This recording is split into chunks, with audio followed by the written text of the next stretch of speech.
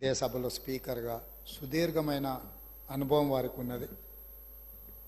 మాజీ ముఖ్యమంత్రి చంద్రశేఖరరావు గారితో కలిసి పనిచేసిన సుదీర్ఘమైన అనుభవం కూడా వారికి ఉన్నది. అయితే ఇక్కడ వారు కొన్ని విషయాలు మరి సందర్భంగా గుర్తు లేదో రాలేదో నాకు తెలియదు. వారికి మీ ద్వారా గుర్తు చేయదలుచుకున్నాను. 2011 సంవత్సరంలో శాసనమండలి ఎన్నికలలో భారతీయ జనతా పార్టీ టీఆర్ఎస్ పొత్తు పెట్టుకున్నారు.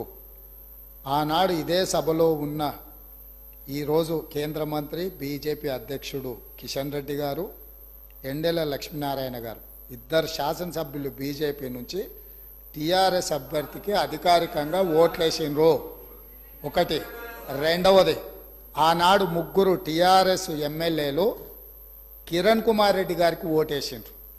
ఆ ముగ్గురు ఎవరంటే ఏనుగు రవీందర్ రెడ్డి గారు, కావేటి సమ్మయ్య గారు,